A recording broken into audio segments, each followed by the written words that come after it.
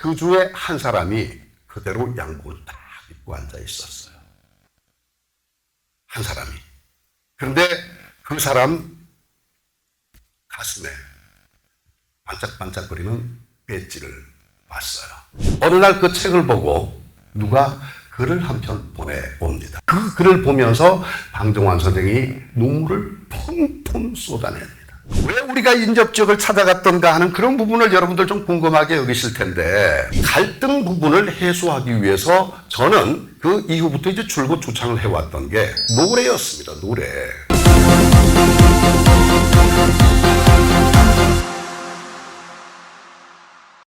갈등이란 말은 워낙 많이 들었습니다만 저 말이 어떤 말인지 그 어원을 찾아보면 칡과 등나무라는 뜻으로 칡과 등나무가 서로 복잡하게 얽히는 것과 같이 여러 가지가 서로 화합이 되질 않아서 오른쪽으로 올라가고자 하고 왼쪽으로 올라가고자 하고 엉키는 이 상황을 갈등이라고 표현한다고 사전에 그렇게 명시가 되어 있습니다. 그러면 그런 상황을 우리 남북 문화에 한번 비교를 해보도록 하죠. 남북 문화, 갈등 있을까요? 없을까요? 여러분 생각은 어떻습니까?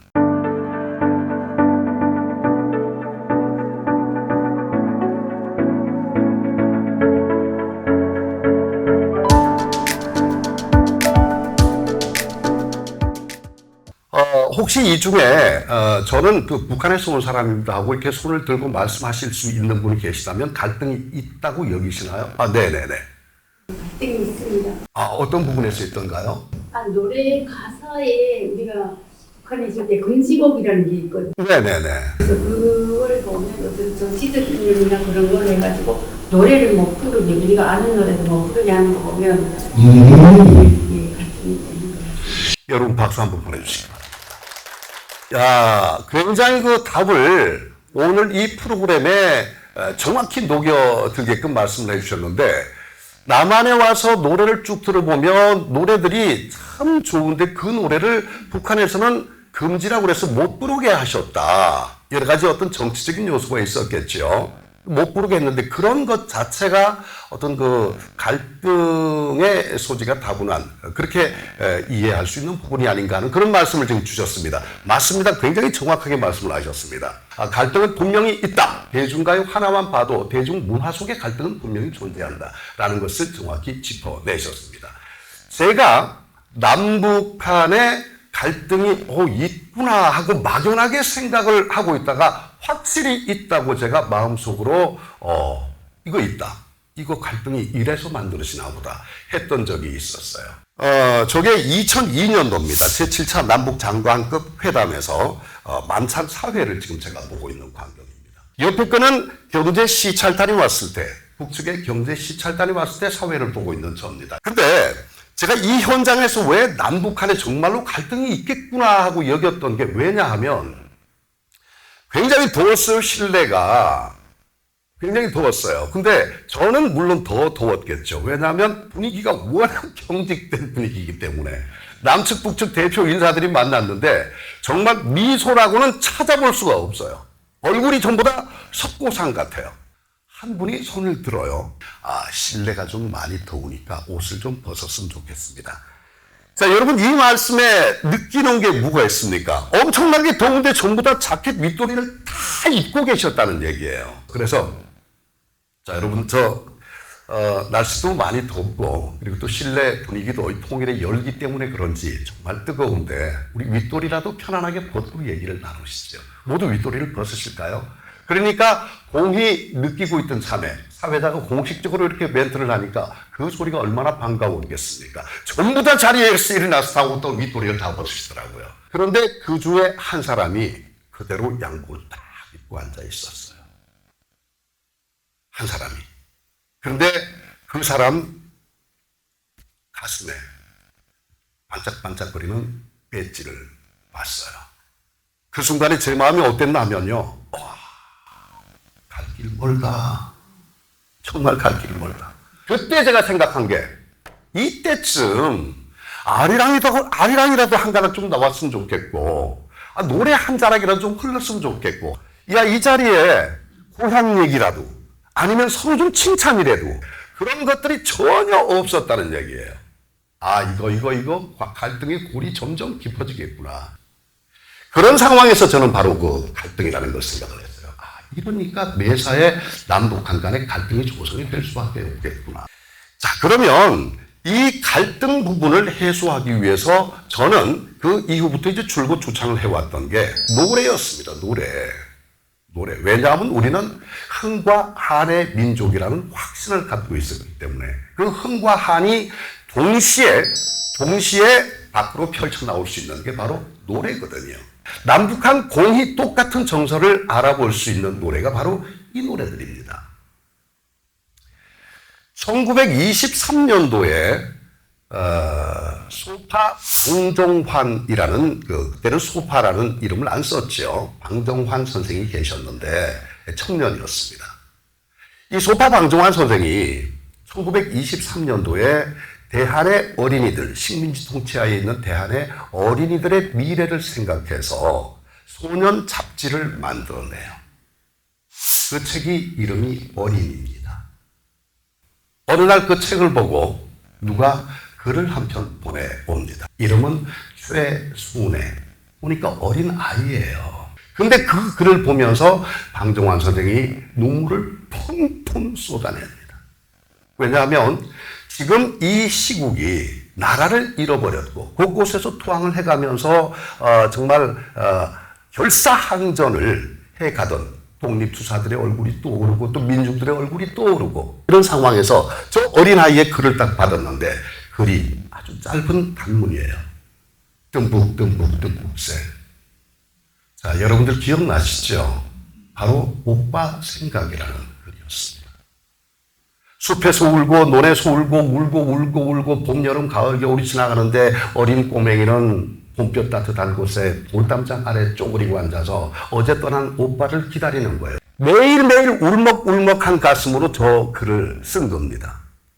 나중에 밝혀졌어요. 오빠가 최영주 선생이라고요. 독립투사입니다. 방정환 선생이 보고 그 마음이 너무 가슴을 아리게 만드는 거예요. 이 글을 책에다 실어서 책을 또 배포를 했습니다. 얼마 후에 연락을 받게 돼요. 선생님 안녕하세요. 저 마산에 있는 이원수라고 합니다. 제가 지난번에 보내주신 책에서 오빠 생각이라는 글을 봤는데 너무너무 내 마음을 울렸습니다. 꼭 한번 연락을 한번 해보고 싶습니다. 그래서 연락처를 알아가지고 편지를 썼어요. 최순애 어린이한테. 그렇게 해서 두 사람이 서로 편지를 왕래해가면서 나중에 결혼을 해요. 그런데 최순애라는 어린이가 또 깜짝 놀란 게 이원수 오빠, 마산에 있는 이원수 오빠하고 편지를 주고받는데 이원수 오빠가 어느 날 책에 실려 나오는 거예요. 그때가 언젠가 하면 26년도입니다. 아예 살던 고향은 꽃피는 산골 하면서 글이 올라온 거예요. 이 오빠 글 너무너무 곱게 잘 쓰네. 그래서 이 글을 또 보면서 서로 간에 그리움을 또 달래기 시작하고 이제 두 사람의 연분이 싹트기 시작해요. 그래서 두 분이 결혼을 하게 됩니다. 오빠 생각을 썼던 최순애 여사, 그리고 고향의 곡을 썼던 이원수 선생. 두 분은 대한민국 최초의 이 펜팔 커플이 된 겁니다. 나중에 이원수 선생은 좋은 많은 곡들을 써내시고 굉장히 문단에서 많은 활약을 하셨습니다.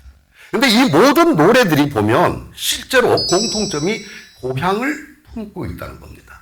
고향을 품고 있습니다. 더구나 이 노래들은 북한에서도 아마 북한 애국가 다음으로 많이 불려진 노래가 아닐까. 고향에 보면 그 남북한의 공연 사이에 늘 들어가는, 빼놓지 않고 들어가는 단골 레퍼토리로 올라오더라고요. 그만큼 북한 전역에서 우리 동포들이 많이 부르는 노래가 고향에 봅니다. 이런 걸 보면 역시 노래는 고향을 품고 있다라는 것을 입증하는 그런 동요들이 아닐까 이런 생각을 해봅니다.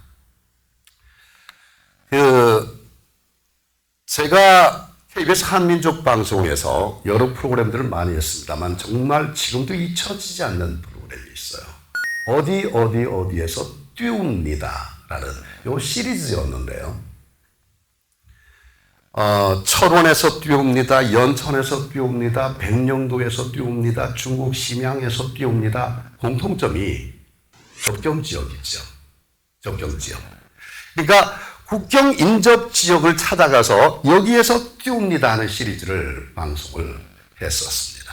지금 밑에 사진은 연천에서 뛰옵니다 라는 프로그램을 진행할 때, 그런데 이 사진을 제가 왜 이 연천에서 뛰옵니다를 이렇게 올렸나 하면, 며칠 전에 제가 강의를 하러 이제 이곳에 들렀거든요. 그런데 이곳에서 일을 하시는 한 분이 오셔가지고 인사를 건네면서 너무너무 반가워하시는 거예요. 연천에서 뛰옵니다 프로그램에서 북녘 동포들에게 보내는 편지, 북녘 가족들께 보내는 편지를 낭독한 사람이에요. 그러는 거예요. 그러고 나니까 번쩍 떠올라요. 왜냐하면 그분이 방송 중에, 저 방송을 하고 있는 중인데, 방송 중에 북녘 동포들에게 띄우는 편지를 읽으면서 가족 이야기가 나오면서 엄마, 아버지가 나오는데 울음이 터져가지고요. 거의 한 20분 동안 방송이 지연이 됐었어요. 그런데 그때 느꼈던 게, 이건 이분만의 문제가 아니라 대한민국에 나와서 현재 대한민국으로 살아가고 계시는 탈북민들 전체가 똑같이 느끼는 감정이 이거야. 가슴 쥐어짜는 거예요. 옆에서 보기만 해도 그냥 같이 그냥 눈물이 흐르지가 않을 수 없습니다. 그런 프로그램들을 하면서 굉장히 진하게 느꼈죠. 아, 역시 가족을 못 잊어하고 가족을 그리워하는 거 인지상정이다. 특히 만날 수 있음에도 불구하고 만나질 못하고, 바로 지척에 있음에도 불구하고 여러 가지 상황 때문에 가서 만나질 못하고 손 한번 잡아보질 못하고, 심지어 우리나라 같은 경우에는 생사를 확인할 수조차 없는 이런 상황에 얼마나 그 속이 문드러졌겠습니까? 아마도 시커멓게 탔을 겁니다. 그런 마음을 그때 여기서 얻게 되죠. 이게 이제 동질감입니다. 가족을 향한 그리움에 대한 동질감을 이런 프로그램을 통해서 느끼게 됐습니다. 자, 그런다면 이렇게 국경 인접 지역을 제가 말씀드렸고, 국경 인접 지역에서 프로그램을 진행을 하면서 왜 우리가 인접 지역을 찾아갔던가 하는 그런 부분을 여러분들 좀 궁금하게 여기실 텐데, 가보면 공통점이 또 다 있어요. 왜냐하면 여러분들 그거 많이 들어보셨을 텐데, 실향민이라고 얘기를 하잖아요. 그런데 실향민이라는 본래의 뜻은 우리가 알고 있는 바하고는 조금 달라요. 본래의 뜻은 말 그대로 고향을 잃어버린 사람을 실향민이라고 얘기를 합니다. 그러면 고향을 잃어버린 사람이 한두 사람인가요? 지금 남한 사회가 급격하게 개발이 되고 이렇게 국토를 온전하게 미래를 위해서 개발을 한다. 그러면서 중간중간에 댐도 쌓고 뭐 이렇게 많이 하잖아요. 그러는 과정에 고향이 묻혀버린 사람도 많이 있어요. 이런 분들도 실향민들이에요. 고향을 그렇게 잃어버린 사람들이 있는 반면에 잃어버리지 않았음에도 불구하고 내 마음대로 고향을 찾아가지 못하는 분들이 있습니다. 바로 대표적으로 북한에서 오신 실향민들이세요. 이 실향민들은 요 전쟁 끝나면 금방 갈 건 뭐 멀리가. 가재도구를 전부 다 집에 다 놓고 그냥 이불 하나, 밥숟가락 하나 들고 그리고 그냥 넘어왔어요. 왔다가 전쟁 끝나면 금방 갈게요. 여기다 자리 털자고 하고 주저앉았는데 거기서 50년, 60년을 살게 되는 거예요. 이분들이 바로 국경 인접 지역에 있는 철원, 연천, 백령도 이쪽 지역에 계시는 분들이세요. 고성 이런 쪽에. 그래서 거긴 가면 실향민 마을이 따로 있죠. 전쟁이 끝나면 바로 고향 가려고 모여 계신 이런 분들을 대상으로 가서 방송을 했기 때문에 정말 우리 탈북인과 실향민들의 눈물을, 진한 눈물을 저는 봤습니다. 그리고 그들에게 저희들이 해드릴 수 있는 걸로 위로를 해드리죠. 그건 바로 또 복시 노래였습니다.